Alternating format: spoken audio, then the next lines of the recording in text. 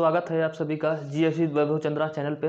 हमने जो UP GK का शुरू किया था कंप्लीट यूपी जीके, तो उसी का आज हम लोग क्विक रिवीजन करेंगे। रैपिड तेज़ी से एक तरीके से रिकॉल करेंगे कि हम लोगों को अगर कोई चीज़ छूटा होगा तो वो चीज़ भी क्या हो जाएगी, इसमें कंप्लीट हो जाएगी। चलिए तो हम लोग शुरुआत करेंगे, ज़्यादा बातचीत न करके सीधे हम लोग आते हैं अपने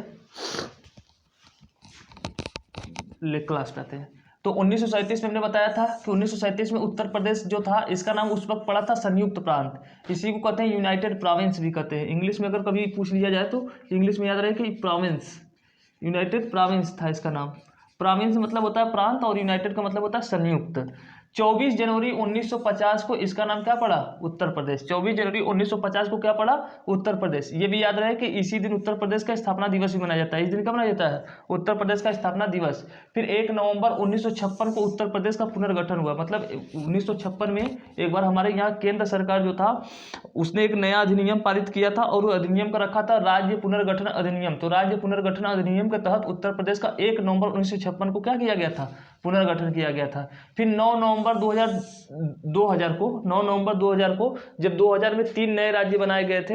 एक बनाया गया था उत्तराखंड उत्तर प्रदेश से अलग किया गया था 9 को। फिर 1 नवंबर को उसी साल 1 नवंबर को मध्य प्रदेश से अलग करके छत्तीसगढ़ बनाया गया था। फिर उसी साल 15 अगस्त को बिहार से अलग करके कौन बनाया गया था, झारखंड बनाया गया था। 3 नए राज्य बनाए गए थे उस साल। तो हो गए थे 25 से 28 राज्य बने थे 2000 में। तो उसी में 9 नवंबर को उत्तर प्रदेश से उत्तराखंड अलग हुआ था, उत्तर प्रदेश और बड़ा था। फिर पूर्व से पश्चिम की लंबाई, यानी उत्तर प्रदेश की जो लंबाई अगर देखें, मान लो जैसे ये उत्तर प्रदेश है तो पूरब से पश्चिम मतलब इधर पूरब इधर पश्चिम, इसकी लंबाई कितनी है 650 किलोमीटर। कितनी है 650 किलोमीटर। यहाँ पे किलोमीटर नहीं लिखा है तो मैं लिख रहा हूँ। फिर अगर उत्तर से दक्षिण लंबाई, उत्तर से दक्षिण मतलब ऊपर से नीचे, इसकी लंबाई कितनी है 240 किलोमीटर। उत्तर प्रदेश की उत्तर से दक्षिण लंबाई कितनी है 240 किलोमीटर। क्षेत्रफल की दृष्टि से उत्तर प्रदेश का स्थान कितना है, चौथा है। भारत में अगर पूछा जाए कि जितने राज्य हैं उन सभी राज्यों में उत्तर प्रदेश का क्षेत्रफल के हिसाब से चौथे नंबर पे आता है, तो अपना उत्तर प्रदेश आता है चौथे नंबर पे। उत्तर प्रदेश चौथे नंबर पे आता है, चौथे नंबर पे। भारत का सबसे बड़ा राज्य क्षेत्रफल के हिसाब से राजस्थान है, जानते हैं ना, सबसे बड़ा राजस्थान है। फिर दूसरा कौन होता है, दूसरा है महाराष्ट्र है। तीसरा कौन है, दूसरा महाराष्ट्र है, दूसरा महाराष्ट्र है। तीसरा आता है मध्य प्रदेश आता है, तीसरा कौन है मध्य प्रदेश, और चौथा अपना उत्तर प्रदेश आता है। तो पहला राजस्थान, दूसरा महाराष्ट्र, तीसरा मध्य प्रदेश और चौथा उत्तर प्रदेश। अभी जब तेलंगाना अलग नहीं हुआ था तब आंध्र प्रदेश हुआ करता था, तो अपना उत्तर प्रदेश 5वां हुआ करता था। लेकिन आंध्र प्रदेश से तेलंगाना अलग हो गया तो अपना उत्तर प्रदेश चौथे नंबर पे आ गया। और अपना जनसंख्या के मामले में उत्तर प्रदेश नंबर 1 पे है, क्षेत्रफल के हिसाब से चौथे स्थान पे है। और जनसंख्या के मामले में उत्तर प्रदेश पूरी दुनिया में नंबर 1 पे। भारत उत्तर प्रदेश के लोग बच्चा पैदा करने में बहुत आगे है। बस खाली ये पता, जैसे कि अगर मान लो कि ये कह दिया गया कि उत्तर प्रदेश का कोरोना काल में 2 करोड़ जनसंख्या घट गया है, बस यहाँ के उत्तर प्रदेश के और अपने बनारस वाले को खास तौर से, हमारे बनारस के लोग इस मामले में बहुत आगे। बस इनसे कह दिया जाए कि भाई 2 करोड़ जनसंख्या उत्तर प्रदेश में घट गया है कोरोना काल में, और सरकार ने घोषणा की है जनसंख्या बढ़ाना है। फिर 1 साल बाद देखिएगा उत्तर प्रदेश की जनसंख्या 20 से 25 करोड़ हो जाएगी। जनसंख्या के मामले में मत कहिए, उत्तर प्रदेश पूरी दुनिया में फेमस है। मैंने कहा था ना, बताया था ना कि अगर उत्तर प्रदेश को अलग करके एक नया देश बना दिया जाए तो विश्व का 5वां देश सबसे बड़ा होगा जनसंख्या के मामले में। तो यहाँ की जनसंख्या बढ़ाने में बड़े आगे हैं लोग। फिर उसके बाद उच्च न्यायालय, उत्तर प्रदेश का उच्च न्यायालय कहाँ है, इलाहाबाद में। कहाँ पर है, इलाहाबाद। अब इसका नाम बदल के प्रयागराज हो गया, तो प्रयागराज याद करके रखिएगा। इसकी खंडपीठ कहाँ है, लखनऊ। खंडपीठ का मतलब इसकी सुनवाई और एक जगह चलती है, तो वो है लखनऊ में, खंडपीठ है लखनऊ में। मंडल कितने उत्तर प्रदेश में, तो 18। राज्यों को किसमें बांटा जाता है, मंडल में। तो उत्तर प्रदेश को कितने मंडल है, 18 मंडल है। नगर निगम कितने हैं, 17। ये याद रखना क्योंकि बहुत बार कंफ्यूज करता है। मंडल 18 लेकिन नगर निगम 17। नगर निगम कितने हैं, 17। उत्तर प्रदेश के प्रथम मुख्यमंत्री कौन थे, गोविंद वल्लभ पंत। जो 1937 में मैंने बताया था कि चुनाव जब हुआ था उत्तर प्रदेश में, कई राज्यों में अंग्रेजों ने चुनाव करवाया था, तो उत्तर प्रदेश के गोविंद वल्लभ पंत क्या थे, ये उत्तराखंड के थे गोविंद वल्लभ पंत सबसे पहला मुख्यमंत्री बने थे। ये लोग कहते थे कि हम लोग मंत्रालय अंग्रेज चुनाव कराएंगे तो हम उसका बहिष्कार करेंगे, यहाँ के भारतीयों से कहते थे, और पहले चुनाव लड़के ये सब मुख्यमंत्री बने। देख रहे हैं, राजनीति को समझा कीजिए कि कहते थे कि हम अंग्रेजों को बहिष्कार करेंगे, जब चुनाव करवाए तो पहले इन लोगों ने खड़े होकर के मुख्यमंत्री बनने के लिए आगे बढ़े। इस व्यक्ति को जब देखेंगे इनका, अगर आप कभी वीडियो देखेंगे तो बेचारे लगता है कि इनको कोई बीमारी हुई थी। प्रथम महिला मुख्यमंत्री कौन थी? तो सुचेता कृपलानी, ये वही जेबी कृपलानी की पत्नी थी, जेबी कृपलानी, जो कि हिंदू कोड बिल के विरोध में रहने वाले थे इनके पति, और अपनी पत्नी को मुख्यमंत्री बनाए थे। जेबी कृपलानी हिंदू कोड बिल यानी महिलाओं को अधिकार देना नहीं चाहते थे, लेकिन उनकी अपनी पत्नी को क्या बनाए थे? मुख्यमंत्री, वो भी उत्तर प्रदेश को 1947 के समय में। फिर उसके बाद प्रथम राज्यपाल उत्तर प्रदेश, प्रथम राज्यपाल कौन थी? सरोजिनी नायडू। ये दूसरी महिलाओं को हक देने के लिए नहीं लड़ रही थी, लेकिन अपने मुख्यमंत्री बनने के लिए, राज्यपाल बनने के लिए बहुत आगे थी। तो प्रथम राज्यपाल जो थी वो कौन थी? सरोजिनी नायडू, इनके बारे में याद रखिएगा। फिर है प्रथम विधानसभा अध्यक्ष। उत्तर प्रदेश के प्रथम विधानसभा अध्यक्ष कौन थे? पुरुषोत्तम दास टंडन। उत्तर प्रदेश के प्रथम विधानसभा अध्यक्ष 1937 के समय में कौन थे? पुरुषोत्तम दास टंडन, जो अंबेडकर साहब हिंदू कोड बिल लेके आए थे, उसके सबसे बड़े विरोधी व्यक्ति में एक ये भी थे, पुरुषोत्तम दास टंडन। इनका कहना था कि भाई हिंदू धर्म में बहुविवाह क्यों नहीं होनी चाहिए, होना चाहिए। सूची थोड़ा रूढ़िवादी थी ना, ब्राह्मण टाइप की व्यक्ति थी। प्रथम केंद्रीय कारागार कहाँ पर स्थापित किया गया था? बरेली में। कहाँ पर? बरेली में। एकमात्र आणविक परियोजना, आणविक का मतलब होता है न्यूक्लियस, जहाँ पे एटम, जहाँ पर परमाणु के माध्यम से विद्युत का उत्पादन किया जाता है, परमाणुओं के माध्यम से यानी न्यूक्लियस फ्यूजन के माध्यम से जहाँ पर विद्युत का उत्पादन किया जाता है उसे कहते हैं आणविक परियोजना। तो कहाँ बना था? नरौरा में। कहाँ बना था? उत्तर प्रदेश के नरौरा, ये पड़ता है बुलंदशहर के बगल में। प्रथम वन्य जीव विहार। उत्तर प्रदेश में प्रथम वन्य जीव विहार का मतलब, वन्य जीव विहार का मतलब होता है जहाँ पर जीवों को क्या किया जाता है? कंजर्व किया जाता है, संरक्षित किया जाता है, उनको सुरक्षा प्रदान की जाती है। तो पहला कौन था? चंद्रप्रभा था। ये जो चंदौली में, पहले तो बनारस में था लेकिन चंदौली अब अलग हो गया, तो चंद्रप्रभा। बहुत लोगों को अभी लगता है जैसे कि अभी जो हम लोग जैसे मान लो पूर्वी उत्तर प्रदेश में, तो हम लोगों को पता है ना कि चंदौली और बनारस अलग अलग है, लेकिन पश्चिमी यूपी वाले को भी लगता है कि नहीं बनारस ही वो चंद्रप्रभा। तो उन पश्चिमी यूपी वाले समझ जाएंगे थोड़ा सा कि चंद्रप्रभा जो है वो कहाँ है? चंदौली में। ये सबसे पहला क्या है? वन्य जीव विहार है। प्रथम टाइगर रिजर्व कौन बना था? तो दुधवा नेशनल पार्क, ये लखीमपुर खीरी में है। ये जगह याद रखिए क्योंकि बहुत बार पूछा है। लखीमपुर, ये उत्तर प्रदेश का सबसे बड़ा जिला है लखीमपुर खीरी, तो उसी जिले में पड़ता है दुधवा नेशनल पार्क। फिर प्रथम पश्चिम बिहार जो बना था वो कौन था? नवाबगंज। नवाबगंज कहाँ पड़ता है? उन्नाव में। कहाँ पड़ता है? उन्नाव में। फिर कला भवन, कला भवन कहाँ बना है? वाराणसी में। अभी हाल ही में बना है ये कला भवन। फिर मोतीलाल नेहरू बाघ संग्रहालय, बाल संग्रहालय, मोतीलाल नेहरू बाल संग्रहालय कहाँ पर है? ये लखनऊ में। संग्रहालय का मतलब होता है, इंग्लिश में कहते हैं म्यूजियम, जहाँ पर किसी चीज़ को, पुराने जमाने के किसी जो साक्ष्य मिले हैं खनन खुदाई से, जो चीज़ें प्राप्त होते हैं, सिक्के, हथियार, वो जहाँ पर सुरक्षित करके रखा जाता है, संग्रह करके रखा जाता है। तो संग्रह का मतलब जहाँ पर संग्रहित किया जाता है, और आलय का मतलब होता है घर, यानी संग्रहित किए जाने वाले घर को क्या कहते हैं? संग्रहालय। तो संग्रहालय कहाँ पर है? मोतीलाल नेहरू। ये पंडित जवाहरलाल नेहरू के पिताजी थे मोतीलाल नेहरू। अपने बच्चे को भेजे थे ये लोग लंदन में पढ़ने के लिए, और बाकी यहाँ भारत में आंदोलन चलाते थे विदेशी शिक्षा का बहिष्कार करो। कितनी अजीब विडंबना है। मुझे तो कभी कभी इन इतिहासकारों बड़ी हंसी आती है कि अपने बच्चे को ये लोग भेजे हैं लंदन पढ़ने के लिए। इनका पुत्र कौन? पंडित जवाहरलाल नेहरू। महात्मा गांधी के पिताजी महात्मा गांधी को भेजे हैं इंग्लैंड पढ़ने के लिए, और यहाँ पे आंदोलन चला रहे विदेशी शिक्षा का बहिष्कार करो। क्या समझ में नहीं आता है कि ये लोग यहाँ के समाज को मूर्ख बनाना चाहते थे कि बुद्धिजीवी? बाद में समझ में आ जाएगा। चलिए, राहुल सांकृत्यायन संस्थान कहाँ पर है? गोरखपुर। राहुल सांकृत्यायन, ये बंदा बड़ा मस्त लेखक था। अथातो घुमक्कड़, एक मैंने कक्षा 12 में इनकी एक शायरी थी राहुल सांकृत्यायन की, सैर कर दुनिया की गाफिल जिंदगानी कहाँ, सैर कर गाफिल दुनिया की जिंदगानी फिर कहाँ, अगर जिंदगानी रही तो नौजवानी फिर कहाँ। मतलब समझ रहे? बड़ी मस्त बंदा, बहुत मस्त बोलता था। और इस राहुल सांकृत्यायन ने एक बात और कहा था, ये जो पुष्यमित्र शुंग था, पुष्यमित्र शुंग प्रथम ब्राह्मण राजा, इसी ने अपने आप को राम घोषित किया था। राम अपने आप को घोषित किसने किया था? प्रथम जो ब्राह्मण शासक था जिसका नाम पुष्यमित्र शुंग, जिसने अशोक सम्राट के जो आखिरी वंशज को मार के समाप्त किया था, इसी ने अपने आप को राम डिक्लेयर किया था। ये बात किसने बताया था? राहुल सांकृत्यायन ने। तो राहुल सांकृत्यायन के नाम से तो ऐसे ही बहुत से लोग चिढ़ते होंगे तब तो, कि काहे राज का बात खोल दिया था इसी ने।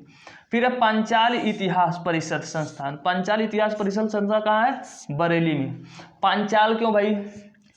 जब हमारे देश में 16 महाजनपद हुआ करते थे, 16 महाजनपद, तो उस महाजनपद में से एक महाजनपद हुआ करता था पांचाल, दिल्ली के ऊपर होता था पांचाल, तो उसी के नाम पे बना है इतिहास। यानी पांचाल के इतिहास को जानने के लिए एक परिषद बनाई गई है। परिषद का मतलब एक जगह है, वहाँ पर लोग पांचाल के बारे में, पांचाल साम्राज्य के बारे में पढ़ते हैं। इसी पांचाल की कहानी है ना द्रौपदी का, इसीलिए उनको पांचाली कहा जाता है, क्योंकि पांचाल की रहने वाली वो रानी थी, इसलिए पांचाली कहा जाता है। तो वहाँ का परिषद संस्थान कहाँ पर है? बरेली में। बरेली देखेंगे तो उत्तराखंड से सटा ही थोड़ा सा नीचे है, वही एरिया होता था पांचाल का। उत्तराखंड और वो जो बरेली वाला एरिया होता है उसी को कहते थे पांचाल, तो इसी जगह की थी द्रौपदी, इसलिए। तो पांचाल इतिहास परिषद संस्थान कहाँ पर है? बरेली में। फिर उत्तर प्रदेश राज्य पिछड़ा आयोग, ये कब बना था? 1993 में। उत्तर प्रदेश राज्य पिछड़ा आयोग मतलब उत्तर प्रदेश में पिछड़ा वर्गों के लिए आवाज़ उठाने के लिए, उत्तर प्रदेश में पिछड़ा वर्ग जैसे ओबीसी वाले जो होते हैं ना, अदर बैकवर्ड कास्ट, इनके लिए एक जो आयोग बनाया गया था कि अब पिछड़ा वर्ग के कल्याण के लिए ये जो आयोग होगी आवाज़ उठाएगी, कहने के लिए है। सरकार जब भी बनती है तो वो उनकी बात सुनेगी। जानते हो, पिछड़ा वर्ग बस नाम की पिछड़ा वर्ग है, बाकी काम सब कुछ नहीं करेगी, नाम है बस।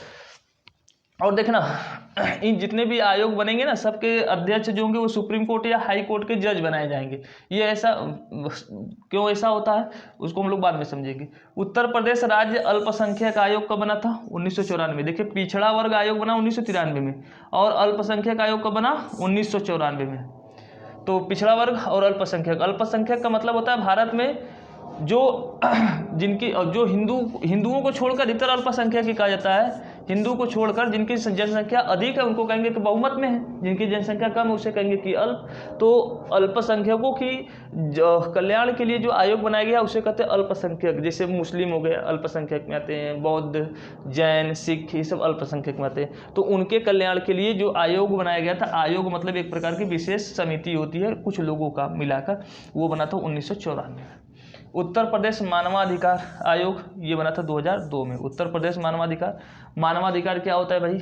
एक मानव को मानव होने के नाते कौन कौन से अधिकार मिलने चाहिए। एक मानव को मानव होने के नाते इसे सम्मान पाने का हक है, भोजन प्राप्त करने का अधिकार है, चैन से सोने का अधिकार है, ये मतलब मानव अधिकार में आते हैं। उसे बोलने का अधिकार है, उसे मतलब बहुत कुछ करने, काम करने का, रोजगार पाने का, ये सब अधिकार होते हैं। इसे कहते हैं मानवाधिकार। इसे क्या कहते हैं? मानव के लिए, मानव का मानव होने के नाते जो जो अधिकार होते हैं उसे कहते हैं मानवाधिकार। उत्तर प्रदेश में मानवाधिकार आयोग कब बना था? 2002 में। लेकिन भारत में कब बना था? तो 12 अक्टूबर 1993 में। कब बना था? 12 अक्टूबर 1993 में। इसलिए 12 अक्टूबर को मानवाधिकार दिवस भारत का मनाया जाता है। फिर उत्तर प्रदेश का हिंदी संस्थान, उत्तर प्रदेश हिंदी संस्थान कब स्थापित किया गया था? 1976 में। उत्तर प्रदेश हिंदी संस्थान कब स्थापित किया गया था? 1976 में। उत्तर प्रदेश संस्कृत संस्थान कब बनाया गया था?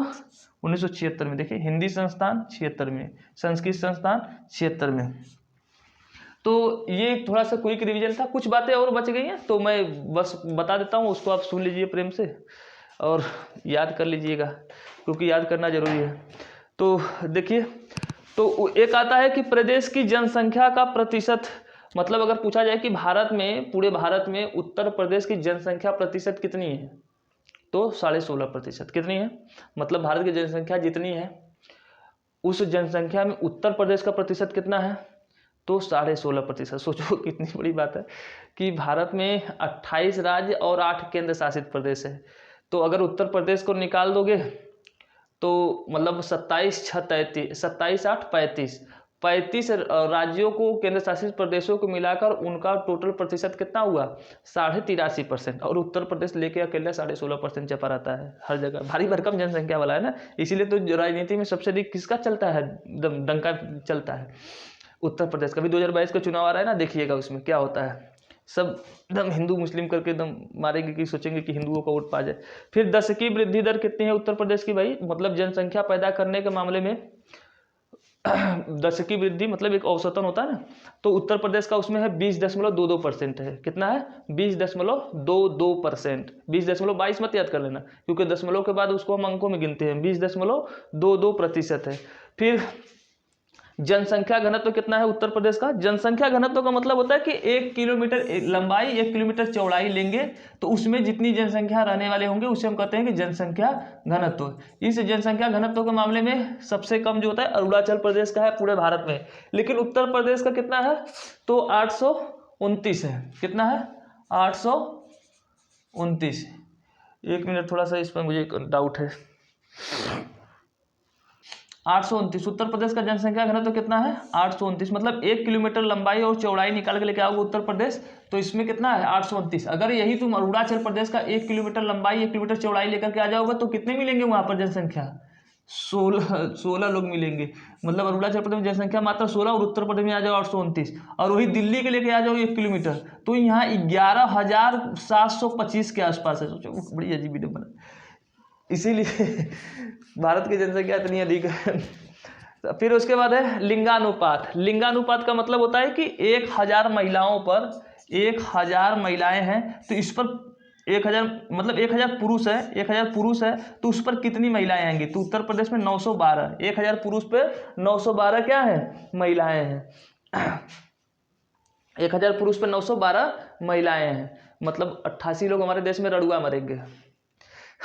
उत्तर प्रदेश में हमारे यहाँ क्या मरेंगे? रड़ुआ, क्योंकि 1000 पुरुष और महिलाएं कितनी? 912। कितनी अजीब विडंबना है।